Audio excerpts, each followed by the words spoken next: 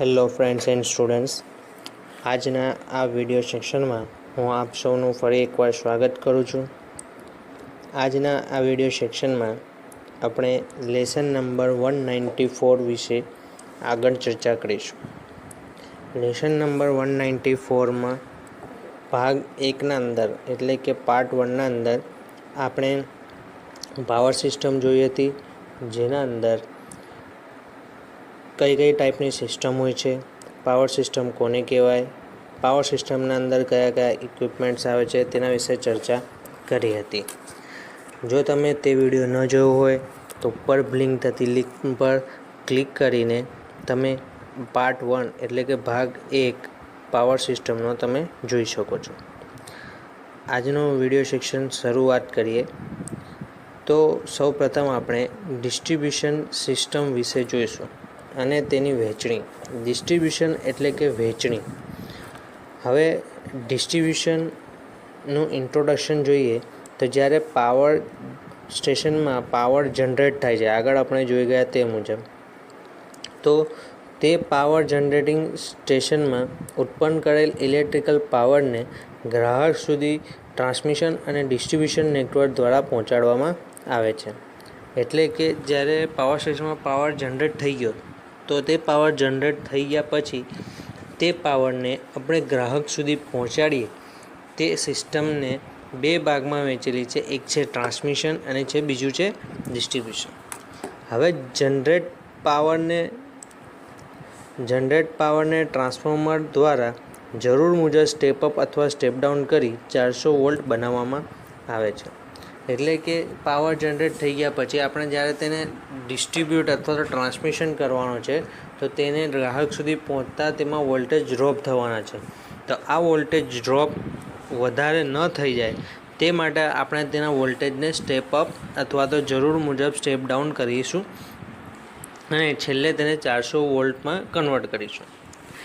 તેને બે પ્રકારના ગ્રાહકમાં ડિસ્ટ્રીબ્યુટ કરવામાં આવે છે. જે તેમાં પ્રથમ છે 3 ફેઝ 4 વાયર, જેમાં 440 વોલ્ટ હોય છે, અને બીજું છે સિંગલ ફેઝ 2 વાયર, જેમાં 230 વોલ્ટ હોય છે. 440 વોલ્ટ જે છે જ્યાં 3 ફેઝ સપ્લાય આવતો હોય, એટલે કે જ્યાં એસી વધારે હોય, જ્યાં ઇન્ડસ્ટ્રી હોય, ત્યાં આગળ 440 વોલ્ટ એટલે કે 3 ફેઝ 4 વાયર સિસ્ટમ હોય છે. જ્યારે નોર્મલ જે ડોમેસ્ટિક ઘરને હોય છે તેના અંદર આપણે સિંગલ ફેઝ સપ્લાય યુઝ કરીએ છીએ, જેમાં 2 વાયર હોય છે, જેમાં ફેઝ અને ન્યુટ્રલ, અને બીજું 230 વોલ્ટ સપ્લાય આપવામાં આવે છે. તો આમ ડિસ્ટ્રિબ્યુશનનું આપણે ઇન્ટ્રોડક્શન જોયું. હવે ડિસ્ટ્રિબ્યુશન સિસ્ટમ વિશે જોઈશું, જેમાં તમારે અહીંયા આ ફિગર આપેલી છે. આ ફિગરના અંદર આખી ડિસ્ટ્રિબ્યુશન સિસ્ટમ તમારે સમજાવેલ છે. તો હવે આપણે તેને સમજવાનો પ્રયત્ન કરીએ. પાવર સિસ્ટમનો ભાગ કે જે ઇલેક્ટ્રિકલ પાવરના ડિસ્ટ્રિબ્યુશન માટે લોકલ ઉપયોગ થાય છે તેને ડિસ્ટ્રિબ્યુશન સિસ્ટમ કહે છે. એટલે કે પાવર સિસ્ટમનો એવો ભાગ કે જે ઇલેક્ટ્રિકલ પાવરને ડિસ્ટ્રીબ્યુટ એટલે કે ઇલેક્ટ્રિકલ પાવરની વહેંચણી કરે છે, તો તેને આપણે શું કહીશું? Distribution system. બીજી રીતે કહીએ તો સામાન્ય રીતે ડિસ્ટ્રિબ્યુશન સિસ્ટમ એટલે સબસ્ટેશન દ્વારા ઇલેક્ટ્રિકલ પાવરનું ગ્રાહકના મીટર સુધીનું પહોંચવું. આપણું જે ડોમેસ્ટિક એટલે કે ઘર હોય છે તે ઘરના મીટરથી લઈને સબસ્ટેશન સુધીના જેટલા પણ કેબલ હોય એટલે કે વાયર હોય તેને આપણે કહીશું ડિસ્ટ્રિબ્યુશન સિસ્ટમ. બરાબર? શું કીધું? ડિસ્ટ્રિબ્યુશન સિસ્ટમ એટલે સબસ્ટેશન. સબસ્ટેશન એટલે કે જ્યાં પાવર એકઠો કરવામાં આવે છે, રિસીવ કરવામાં આવે છે, અને ત્યાંથી ઇલેક્ટ્રિકલ પાવરનું ગ્રાહકના મીટર સુધીનું પહોંચવું, એટલે કે આપણા ઘરના મીટર સુધીનું આવવું. એ બંને વચ્ચેની સિસ્ટમને આપણે શું કહીશું? Distribution system. બંને વચ્ચેની ઇલેક્ટ્રિકલ સિસ્ટમને ડિસ્ટ્રિબ્યુશન સિસ્ટમ કહીશું. હવે ફિગરના અંદર તમારે દર્શાવું. બરાબર? તો આ છે ફીડર. એસનો મતલબ છે સબસ્ટેશન. બરાબર? આ સબસ્ટેશન છે. સબસ્ટેશનના અંદર ફીડરથી બરાબર તમારે આ જે વચ્ચે લાઈન છે CB, CD, DA અને AB, આ બધા છે ડિસ્ટ્રીબ્યુટર. બરાબર? કે શું કરે છે? તમારા પાવરને ડિસ્ટ્રીબ્યુટ કરે. સબસ્ટેશન ફીડર દ્વારા ડિસ્ટ્રીબ્યુટર પર સપ્લાય આપશે ડિસ્ટ્રીબ્યુટર પર સપ્લાય આવ્યા પછી અહીંયાથી આ જે એરો છે તે અલગ અલગ તમારા ગ્રાહકો છે જેને આપણે સપ્લાય પ્રોવાઈડ કરીએ છીએ. તો આ જે વચ્ચેની જે લાઈન આવી એને આપણે કહીશું ડિસ્ટ્રીબ્યુટર. તમારી બુક્સના અંદર આ વસ્તુ એક્સપ્લેન ડિસ્ટ્રીબ્યુટર બતાવ્યું નહીં હોય તો તમે ડ્રો કરી લેજો. ડિસ્ટ્રીબ્યુટર એટલે કે સબસ્ટેશનથી ગ્રાહક એટલે કે સર્વિસમેન કે જે સર્વિસનો યુઝ કરે છે ત્યાં સુધી પહોંચાડવાના આવે પાવરને, તેના વચ્ચે એટલે કે સબસ્ટેશન અને ગ્રાહકના મીટર વચ્ચે આવેલી સિસ્ટમને આપણે ડિસ્ટ્રીબ્યુશન સિસ્ટમ કહે છે. અને જે પાવરને ડિસ્ટ્રીબ્યુટ કરે તેને આપણે ડિસ્ટ્રીબ્યુટર કહીશું. એટલે અહીંયા ડિસ્ટ્રીબ્યુટર લખ્યું છે. ફીડર શું કરશે કે સબસ્ટેશનમાંથી સપ્લાયને ડિસ્ટ્રીબ્યુટર પર આપશે. ડિસ્ટ્રીબ્યુટર સપ્લાયને ડિસ્ટ્રીબ્યુટ કરશે એટલે કે જુદા જુદા ગ્રાહકોને પહોંચાડશે. તો ડિસ્ટ્રીબ્યુશન સિસ્ટમ 3 ભાગમાં વહેંચેલી છે. એક તો છે ફીડર, ડિસ્ટ્રીબ્યુટર અને સર્વિસમેન. એટલે કે સબસ્ટેશનથી આવેલો સપ્લાય 3 ભાગમાં વહેંચાઈ ગયો. એકલો ફીડરમાં કે જે સપ્લાય સબસ્ટેશનમાંથી લઈને ડિસ્ટ્રીબ્યુટરને આપશે. પછી ડિસ્ટ્રીબ્યુટર તે સપ્લાયને શું કરશે, વહેંચણી કરશે એટલે કે ડિસ્ટ્રીબ્યુટ કરશે અને તે સપ્લાય કોને આપશે, સર્વિસમેન્સને. એટલે 3 ભાગમાં ડિસ્ટ્રીબ્યુશન સિસ્ટમને વહેંચવામાં આવી. એક છે ફીડર, બરાબર, બીજું છે ડિસ્ટ્રીબ્યુટર અને ત્રીજું છે સર્વિસમેન. હવે તેના વિશે આપણે ડિટેલમાં જોઈશું. પ્રથમ ફીડર વિશે વાત કરીએ તો ફીડર એટલે તે જોડાતો કંડક્ટર કે જે સબસ્ટેશનથી જે એરિયામાં પાવરની વહેંચણી કરવાની છે, બરાબર, તે. એટલે કે આપણે વાત કરી હતી કે જે ફીડર છે, બરાબર, ને ફીડર કોને આપશે, ડિસ્ટ્રીબ્યુટરને. તો આપણું શું થયું કે જે સબસ્ટેશનમાંથી જે પાવર નીકળ્યો, બરાબર, એ પાવર જે ડિસ્ટ્રીબ્યુટર જે છે જે પાવરને ડિસ્ટ્રીબ્યુટ કરવાનું છે તો એ ત્યાં સુધી જે પાવરને પહોંચાડનારા કેબલ્સ હોય, બરાબર, જે સિસ્ટમ્સ હોય તેના વચ્ચે, તેને કહેવામાં આવે છે ફીડર. સામાન્ય રીતે ફીડરમાંથી કોઈ ટેપિંગ લેવામાં આવતું નથી. એટલે કે ફીડરના અંદર કોઈ જાતનું કોઈ ટેપિંગ ના હોય, ત્યાંથી તમે ડાયરેક્ટલી તમારા ડિસ્ટ્રીબ્યુટર પર જ સપ્લાય મળે. વચ્ચેથી કોઈ જગ્યાએ કોઈને સપ્લાય આપી શકાય નહીં. જેમ કે ડિસ્ટ્રીબ્યુટર છે તો આ ડિસ્ટ્રીબ્યુટર પરથી અહીંયાથી ટેપિંગ કાઢ્યું છે, આ 1, આ 2, આ 3, એવી રીતના અહીંયા આગળ 1, 2, 3 આ ટેપ, બરાબર, કે આ જે કેબલ હતો, આ જે બસબાર હતો, તે બસબારમાંથી એક કરતાં વધારે ટેપિંગ લઈને ત્યાંથી પાવરને શું કર્યો, ડિસ્ટ્રીબ્યુટ કર્યો.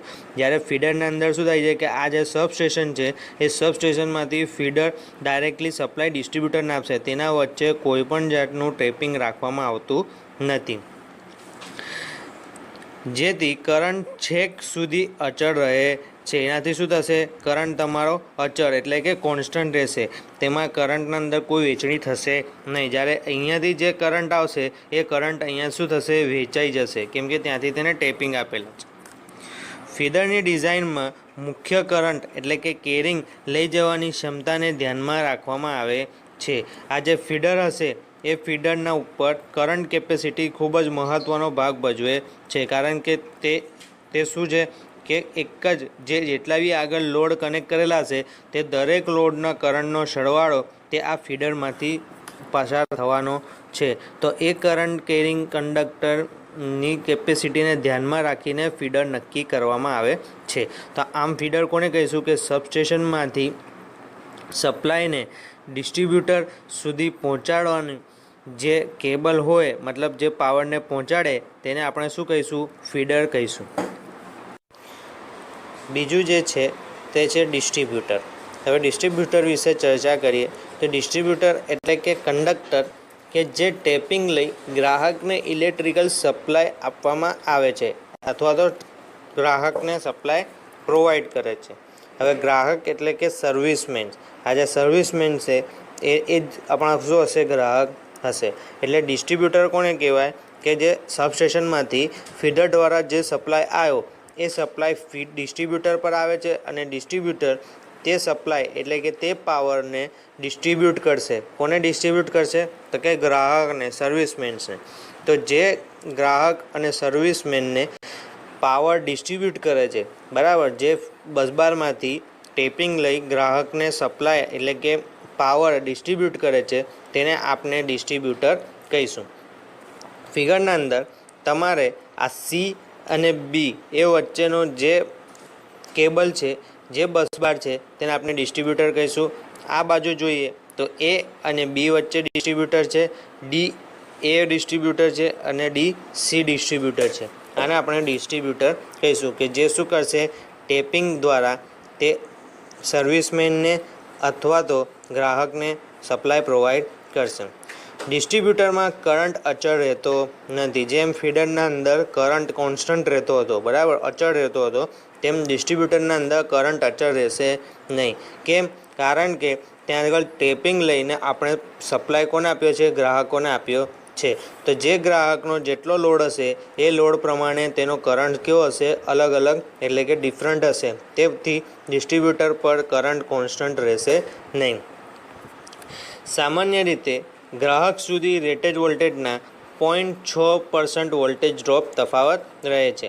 એટલે કે અહીંયા જે ડિસ્ટ્રીબ્યુટર પર જે પાવર હશે, જે સપ્લાય હશે, તે ગ્રાહક સુધી પહોંચતા તેના અંદર 6% જેટલો વોલ્ટેજ શું થશે? ડ્રોપ થશે. ત્રીજું જે છે એ છે સર્વિસમેન્સ. સર્વિસમેન્સ એટલે કે ગ્રાહક. સામાન્ય રીતે સર્વિસમેન્સ એટલે પોલ ઉપરથી ગ્રાહકના મીટર સુધી જોડતા કંડક્ટરને આપણે સર્વિસમેન કહે છે, બરાબર. જે ડિસ્ટ્રીબ્યુટર હશે, ડિસ્ટ્રીબ્યુટર એટલે કે પોલ માઉન્ટેન સબસ્ટેશન, એટલે આપણે જે થાંભલા પર મૂકેલું સબસ્ટેશન જે જોયું છે એ આપણું ડિસ્ટ્રીબ્યુટર હોય છે. એ ડિસ્ટ્રીબ્યુટરમાંથી આપણે શું થાય છે કે આ જે સર્વિસમેન એટલે કે ગ્રાહક છે એ ગ્રાહક સુધી જે વાયર દ્વારા, જે કંડક્ટર દ્વારા આપણે સપ્લાય પ્રોવાઈડ કરીએ છીએ ગ્રાહકને, તે કંડક્ટરને આપણે સર્વિસમેન કહીશું. તો આમ આપણે 3 વસ્તુ જોયું. પહેલું જોયું ફીડર, કે ફીડર શું કરશે? સબસ્ટેશનમાંથી ડિસ્ટ્રીબ્યુટર સુધી પાવરને પ્રોવાઈડ કરશે અને તેના વચ્ચે કોઈપણ જાતનું ટેપિંગ કરવામાં આવશે નહીં, જેથી તેનો કરંટ કેવો રહેશે? કોન્સ્ટન્ટ. બીજું જોયું ડિસ્ટ્રીબ્યુટર. ડિસ્ટ્રીબ્યુટર શું કરશે કે જે પાવર હશે તેને ટેપિંગ દ્વારા જુદા જુદા ગ્રાહક સુધી પહોંચાડવામાં આવશે અને તેમાંથી ટેપિંગ લીધેલા હોવાથી તેમાં કરંટ કોન્સ્ટન્ટ રહેશે નહીં. અને ડિસ્ટ્રીબ્યુટર પરથી ગ્રાહકના મીટર સુધી જે કંડક્ટર દ્વારા પાવરને પ્રોવાઈડ કરવામાં આવે છે, પહોંચાડવામાં આવે છે, તે કંડક્ટરને આપણે સર્વિસમેન્સ કહીશું. હવે આપણે ડિસ્ટ્રીબ્યુશન સિસ્ટમનું વર્ગીકરણ જોઈશું કે જે આપણે ડિસ્ટ્રીબ્યુશન, જે પાવરનું ડિસ્ટ્રીબ્યુશન કરીએ છીએ તે ડિસ્ટ્રીબ્યુશન 3 વસ્તુના આધારે કરવામાં આવે છે. જેમાં સૌ પ્રથમ છે કરંટના આધારે, કે જેટલો કરંટ હશે તે કરંટના આધારે તેનું ડિસ્ટ્રીબ્યુશન થશે. બીજું રચનાના આધારે, કે કયા પ્રકારની રચના છે, ઓવરહેડ છે કે અંડરગ્રાઉન્ડ, એ રચનાના આધારે તેનું વર્ગીકરણ કરવામાં આવે છે. અને ત્રીજું જે છે એ છે કનેક્શન સ્કીમના આધારે. તો હવે તેને 1 by 1 જોઈશું. જેમાં સૌ પ્રથમ છે કરંટના આધારે. હવે કરંટના આધારે જ્યારે વર્ગીકરણ કરવામાં આવે તો તેને 2 ડિસ્ટ્રીબ્યુશન સિસ્ટમમાં વર્ગીકરણ કરવામાં આવે છે. જેમાં સૌ પ્રથમ છે ડીસી ડિસ્ટ્રીબ્યુશન સિસ્ટમ. ડીસી એટલે આપણે જાણીએ છીએ ડાયરેક્ટ કરંટ, બરાબર. તો જે સિસ્ટમના અંદર ડાયરેક્ટ કરંટને ડિસ્ટ્રીબ્યુશન કરવામાં આવતું હશે, બરાબર, જ્યાં ડાયરેક્ટ કરંટનો સપ્લાય યુઝ થતો હશે, ડીસી સપ્લાય, ત્યાં આગળ તેને ડીસી ડિસ્ટ્રીબ્યુશન સિસ્ટમ યુઝ કરીશું. અને જ્યાં એસી પાવર યુઝ થતો હશે ત્યાં આપણે એસી ડિસ્ટ્રીબ્યુશન સિસ્ટમ યુઝ કરીશું. હાલમાં એસી ડિસ્ટ્રીબ્યુશન સિસ્ટમ ખૂબ જ પ્રચલિત છે અને આપણે બધા જાણીએ છીએ કે અત્યારે જે પાવર ડિસ્ટ્રીબ્યુટ થાય છે, બરાબર, પાવર જનરેશન સ્ટેશનથી લઈને આપણા ઘર સુધી જે પાવર આવે છે ટ્રાન્સમિશન અને ડિસ્ટ્રીબ્યુશન થઈને, તે પાવર ઓન્લી ને ઓન્લી એસીના અંદર હોય છે.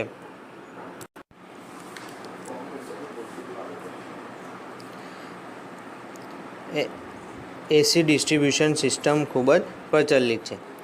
કારણ એ છે કે ડીસી ડિસ્ટ્રીબ્યુશન્સ કરતાં એસી ડિસ્ટ્રીબ્યુશન સિસ્ટમ વધુ સરળ અને કસરયુક્ત છે. જેમ કે એસી ડિસ્ટ્રીબ્યુશન મેં વાર કરી તે મુજબ એસી ડિસ્ટ્રીબ્યુશન એટલા માટે કરવામાં આવે છે કે જો ડીસી સપ્લાય પર તેને ફેરવવામાં આવે અને તેને ડિસ્ટ્રીબ્યુટ કરવામાં આવે તો તેના અંદર જે પણ તમારે ઇક્વિપમેન્ટ યુઝ કરવા પડે ડીસીમાં કન્વર્ટ કરવા માટે, બરાબર, તો તે શું થાય છે, સિસ્ટમ વધુ ગૂંચવાડા ભરેલું બની જાય છે. જ્યારે એસી પર જો ડિસ્ટ્રીબ્યુશન કરવામાં આવે તો તે કેવું થઈ જાય છે, વધુ સરળ. આપણે જાણીએ છીએ કે એસી ડિસ્ટ્રીબ્યુશનના અંદર વોલ્ટેજને અલગ અલગ સ્ટેશન પર શું કરવામાં આવે છે, યુઝ એપ્લિકેશન મુજબ સ્ટેપ અપ અને સ્ટેપ ડાઉન કરવામાં આવે છે. આપણે જ્યારે પાવર સિસ્ટમ જોઈ હતી તો તેના અંદર સિંગલ લાઇન ડાયાગ્રામના ઉપર જોયું હતું, જ્યારે પાવર સ્ટેશનમાંથી સપ્લાય જનરેટ થાય છે પછી તેને સ્ટેપ અપ ટ્રાન્સફોર્મરની મદદથી વોલ્ટેજને એના જે પણ વોલ્ટેજ હોય છે તે વોલ્ટેજને વધારવામાં આવે છે. કેમ કે આપણે ટ્રાન્સમિટ કરીશું તો વોલ્ટેજ ડ્રોપ થશે તે હેતુથી. ત્યારબાદ અલગ અલગ સબસ્ટેશન પર જોઈતા વોલ્ટેજ પર તેને સ્ટેપ ડાઉન કરવામાં આવે. જ્યારે ડીસી સપ્લાયના અંદર ટ્રાન્સફોર્મર શું કહે છે, વર્ક કરતું નથી, તો એટલા માટે આપણે તેને વોલ્ટેજને સ્ટેપ ડાઉન અને સ્ટેપ અપ કરવું ખૂબ જ મુશ્કેલ બને છે. માટે આપણે એસી ડિસ્ટ્રીબ્યુશન સિસ્ટમનો યુઝ કરીએ છીએ અને એસી ડિસ્ટ્રીબ્યુશનથી આપણે કરકસરયુક્ત એટલે કે ઓછા ખર્ચે પાવરને ટ્રાન્સમિટ અને ડિસ્ટ્રીબ્યુટ કરી શકીએ છીએ. બીજું છે રચનાના આધારે. હવે રચનાના આધારે ઓવરહેડ સિસ્ટમ અને અંડરગ્રાઉન્ડ સિસ્ટમ એમ બે સિસ્ટમ અવેલેબલ છે. આપણે બે સિસ્ટમના અંદર તેનું વર્ગીકરણ કરી શકીએ, યા તો ઓવરહેડ સિસ્ટમમાં યા તો અંડરગ્રાઉન્ડ સિસ્ટમ. હવે ઓવરહેડ સિસ્ટમ તે અંડરગ્રાઉન્ડ સિસ્ટમ કરતાં 5 થી 7 ગણી સસ્તી પડે છે, બરાબર. કારણ કે અંડરગ્રાઉન્ડ સિસ્ટમ જો બનાવવી હોય તો તેના માટે આપણે જમીનના અંદર ચોક્કસ ઊંડાઈએ બરાબર એક ટનલ જેવું બનાવવું પડે અને એ ટનલના અંદર આપણે કેબલને તેના ફ્રેમિંગ જોડે તેને અંડરગ્રાઉન્ડમાં મૂકવામાં આવે તો તે આપણો ખર્ચાળ જે ઓવરહેડ સિસ્ટમ કરતાં કેવું બની જાય છે, ખર્ચાળ બની જાય છે. ને ઓવરહેડ સિસ્ટમમાં ફક્ત થાંભલા ઊભા કરી તેના ઉપર તેને કંડક્ટરને શું કરવામાં આવે છે, દોડાવવામાં આવે છે.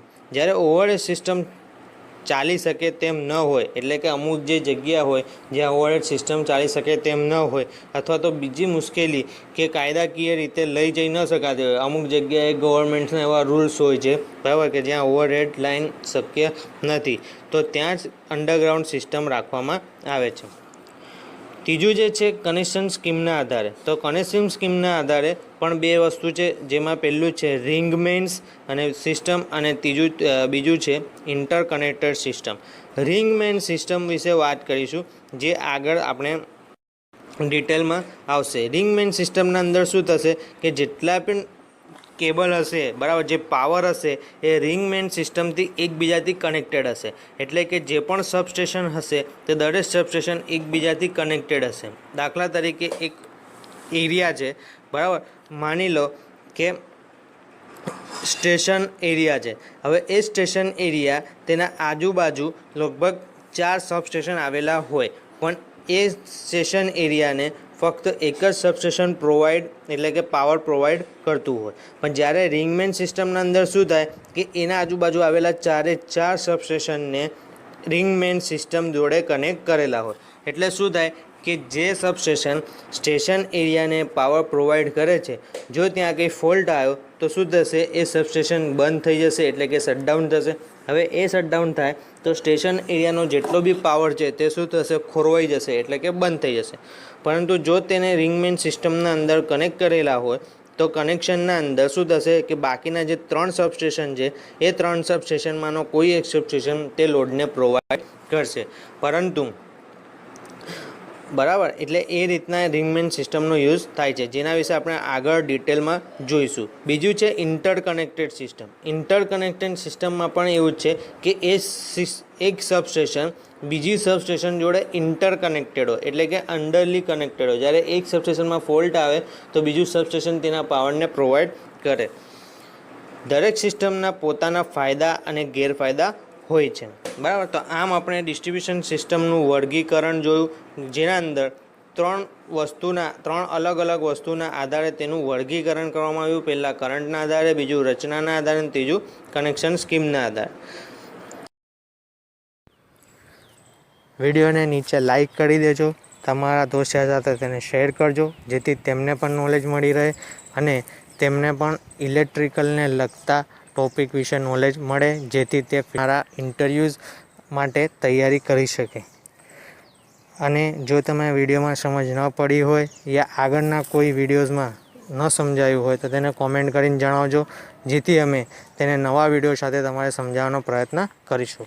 આજના વિડીયોને અહીંયા અંત કરીએ છીએ. નવા વિડીયો સાથે ફરી મળીશું. ત્યાં સુધી સ્વસ્થ રહો, તંદુરસ્ત રહો.